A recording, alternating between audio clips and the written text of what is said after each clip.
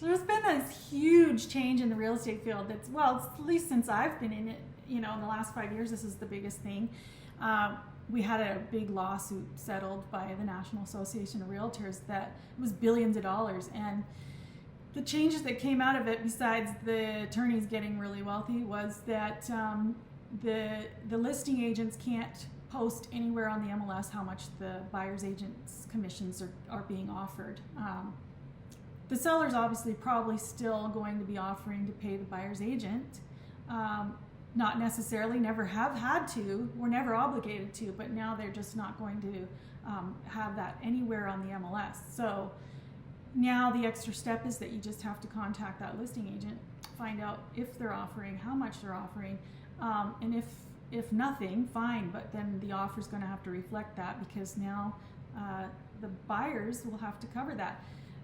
However, the buyers can choose to move on, go to a different property that their fees will be covered, because the situation is that you cannot roll agent fees into the mortgage. Never could have. So that means that if the buyers can't afford, number one, their down payment, which is probably at least 5% of the price of the home, or whatever you're offering on the home, and number two, their closing costs, which include title fees and taxes.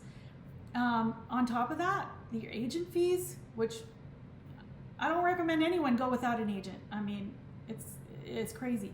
So if you want to invite more buyers, if you want to get the most buyers to your property, you're going to probably be offering to help out with their fees, since you probably had your fees paid for when you bought that property, I bet. There are over 100 forms on the MLS dealing with every possible real estate circumstance. So now there were new forms available today. I had to fill out a couple of new ones because I have some buyers that we were working before, and so these forms kind of negated those old ones. So when we were on the training today, there were only 29 other agents, or 29 including me, and there's thousands of agents in the state. So I think we're over 16,000 agents in the state of Utah, and I don't know how many are with equity in specifically, but that's not a lot of people on the training, is what I'm trying to say. So when you're going to choose an agent, make sure you got one that's going to be keeping current on forms and the changes in the industry. The other big change is that all buyers must have a signed contract with an agent to represent them before they can enter anybody's property, which is for the best, right? Because if you are selling your home, you don't want someone unlocking the door and letting somebody walk through your house who's not actually legally assigned to an agent. You don't want them. Nobody's responsible for these people if there's damage done. So that's a big change, because previously, real estate agents were just opening doors, letting people into other people's houses, and now it's going to have to happen before the very first showing. It's got to be in writing.